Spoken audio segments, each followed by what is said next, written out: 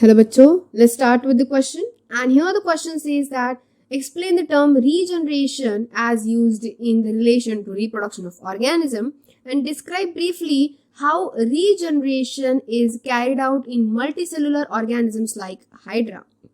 So यहाँ पे question में ये पूछा है दैट इज कि हमें रीजनरेशन जो टर्म है वो रिप्रोडक्शन के वे में मतलब ऑर्गेनिज्म के रिप्रोडक्शन के हिसाब से हमें एक्सप्लेन करना है एंड साथ ही साथ मल्टीसेलुलर ऑर्गेनिज्म जैसे कि हाइड्रा इस तरीके के ऑर्गेनिजम्स में रीजनरेशन किस तरीके से कैरिड आउट होता है ये भी हमें बताना है.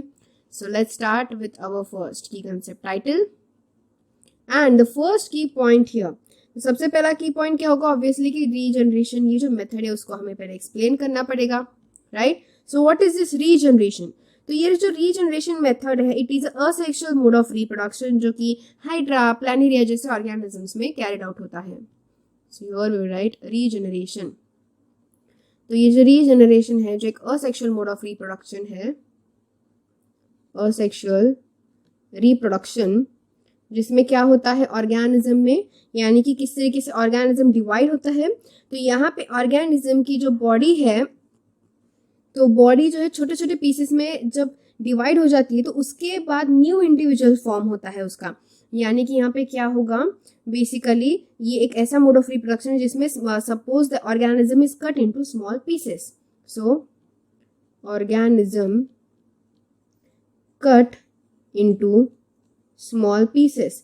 तो स्मॉल पीसेस में क्या हो जाएगा, स्मॉल पीसेस में ऑर्गेनिज्म जो है वो कट हो जाएगा, fine, into small pieces. Then each piece develop into new individual.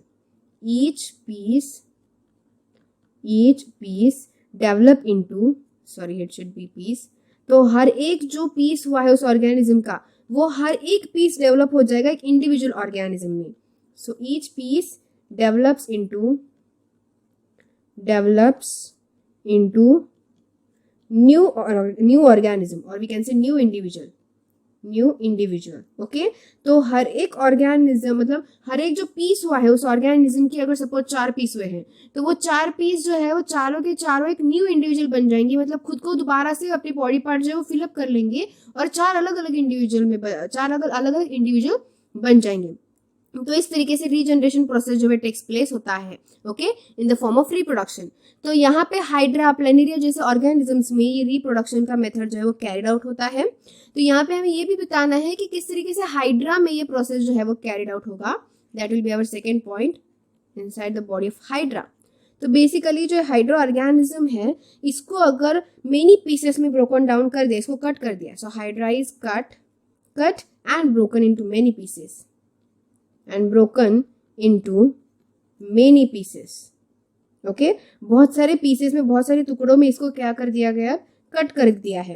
And then फिर एक स्पेशलाइज सेल्स होते हैं वो क्या करेंगे खुद फिर से लार्ज नंबर में ग्रो हो जाएंगे और जितने भी पीसेस किए गए हैं वो सारे पीसेस कन्वर्ट हो जाएंगे इंडिविजुअल्स में, एक न्यू